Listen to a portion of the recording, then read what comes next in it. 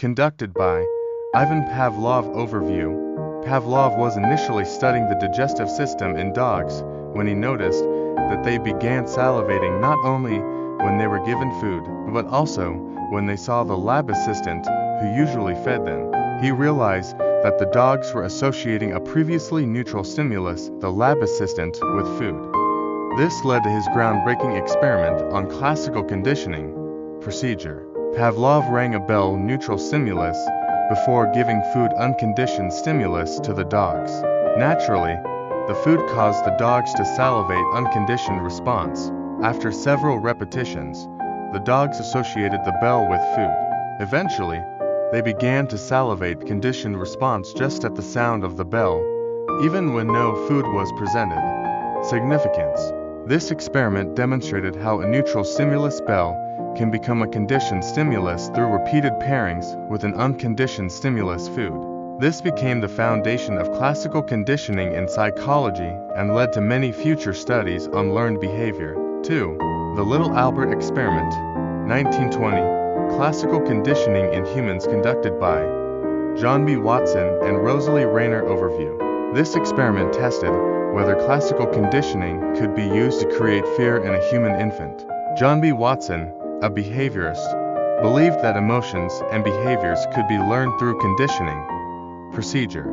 Little Albert, a 9-month-old infant, was presented with a white rat neutral stimulus, which he initially showed no fear of.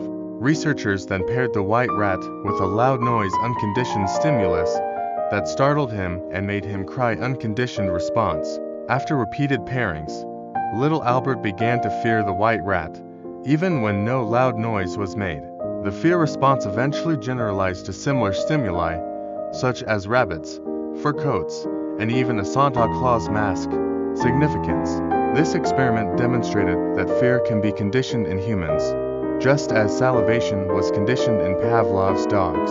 It also provided evidence for behaviorism, the idea that behavior is shaped by external stimuli rather than innate factors. 3. Taste Aversion Experiment. Garcia and Colling, 1966. Conducted by John Garcia and Robert Colling. Overview. This study explored how animals can develop an aversion to specific foods through classical conditioning, particularly when the food is associated with illness. Procedure. Rats were given sweetened water, neutral stimulus to drink. Later, they were exposed to radiation unconditioned stimulus, which caused them to feel sick unconditioned response. After just one exposure, the rats avoided the sweetened water, associating it with illness conditioned response. Significance. This experiment revealed that organisms can rapidly form associations between food and illness, unlike Pavlov's experiment.